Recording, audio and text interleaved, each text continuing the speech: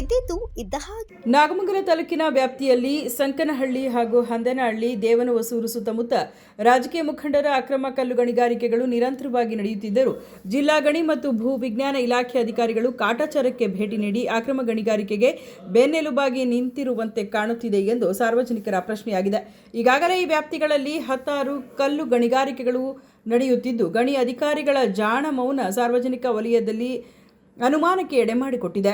ಹಂದನಹಳ್ಳಿ ಗ್ರಾಮದ ರಾಜಕೀಯ ಮುಖಂಡರೊಬ್ಬರು survey number 45ರಲ್ಲಿ ಕಳೆದ 2 ವರ್ಷಗಳಿಂದ ನಿರಂತರವಾಗಿ ಅಕ್ರಮ ಕಲ್ಲು ಗಣಿಗಾರಿಕೆ ನಡೆಸುತ್ತಿದ್ದು ಈ ಸಂಬಂಧ ಅಧಿಕಾರಿಗಳ ನಡೆಯನ್ನು ಖಂಡಿಸಿ ಇಂದು ನಾಗಮಂಗಲ ಪಟ್ಟಣದ ತಾಲೂಕು ಆಡಳಿತ ಸೌಧಕ್ಕೆ ಹಂದನಹಳ್ಳಿ ಗ್ರಾಮದ 10 ರೈತರು ಭೇಟಿ ನೀಡಿ ತಾಲೂಕು ದಂಡಾಧಿಕಾರಿ ಆದರ್ಶ ಅವರಿಗೆ ಕಲ್ಲು ಗಣಿಗಾರಿಕೆಯಿಂದ ಆಗುತ್ತಿರುವ ಅನಾಹುತಗಳನ್ನು ತಪ್ಪಿಸಬೇಕೆಂದು ದೂರು ಅರ್ಜಿ ನೀಡಿದರು.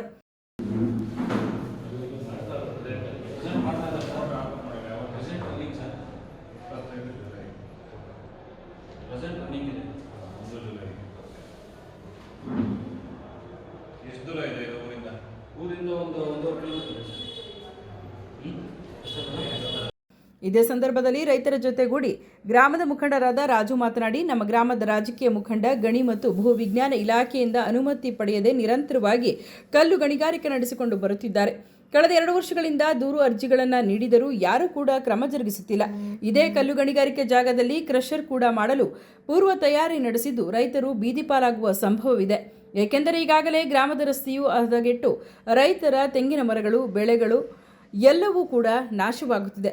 ಗ್ರಾಮಸ್ಥರು ಇಲ್ಲಿ ತಾಲೂಕು ಆಫೀಸ್ಗೆ ಬಂದಿದ್ದೀವಿ. ನಾವು ಹಂದನಹಳ್ಳಿ ಸರ್ವೆ ನಂಬರ್ 45ರಲ್ಲಿ ಅಕ್ರಮ ಗಣಿಗಾರಿಕೆ ನಡೀತಾ ಇದ್ದಿದ್ದು ಆ ಸರ್ವೆ ನಂಬರ್ನಲ್ಲಿ ಮಶಾನಕ್ಕಾಗಿ ಕಾಯ್ದಿರಿಸಲ್ಪಟ್ಟಿದೆ ಆ ಜಾಗವನ್ನು. ಅದಾದ ನಂತರ ಇಲ್ಲಿ 2.5 ವರ್ಷದಿಂದ ನಮ್ಮೂರ ಮಾದೇವ ಆಗಿ ಕೆಲವರು ಇನ್ನೂ ವಿರೋಧಿಗಳು ಅಲ್ಲಿ ಬಂದು ಗಣಿಗಾರಿಕೆ ಮಾಡ್ತಾ ಇದ್ದಾರೆ. ಆಮೇಲೆ ಅದಾದ ನಂತರ ಸಂಜೆ ಹೊತ್ತು ಬ್ಲಾಸ್ಟ್ ಮಾಡ್ತಾ ಇದ್ದಾರೆ.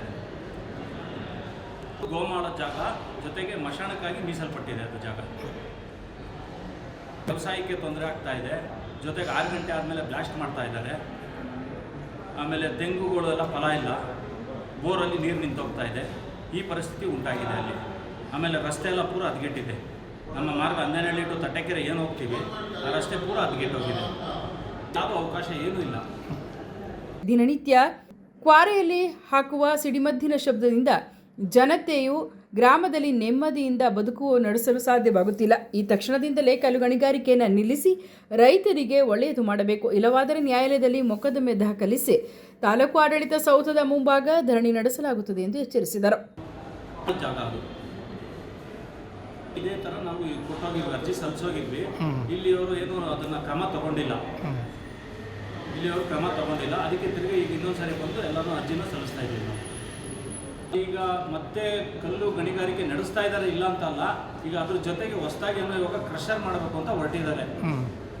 ಹೊಸದಾಗಿ ಕ್ರಷರ್ ಮಾಡಬೇಕು ಅಂತ ಹೊರಟಿದ್ದಾರೆ. ಈಗ ಕ್ರಷರ್ ಮಾಡಿದ್ರೆ ಅಲ್ಲಿ ಗ್ರಾಮಸ್ಥರಲ್ಲಿ ಉಂಟಾಗೋದು ಪರಿಸ್ಥಿತಿಗಳು, ಆರೋಗ್ಯ ಹದಗೆಡ್ತದೆ, ಆಮೇಲೆ ಇರೋ ತೋಟ ಎಲ್ಲ ಹದಗೆಡ್ತದೆ. ಈ ಥರ ಮಾಹಿತಿಗಳು ಸಿಗ್ತಾ ಇದ್ದಾವೆ ಸರ್. ತಹಸೀಲ್ದಾರು ಇವಾಗ ಅರ್ಜಿ ಕೊಟ್ಟು ಬಂದಿದ್ದೀವಿ, ಪರಿಶೀಲನೆ ಮಾಡಿ ನಾನು ಮುಂದಿನ ಕ್ರಮ ಕೈಗೊಳ್ತೀನಿ ಅಂತ ಹೇಳಿದ್ದಾರೆ ಸರ್.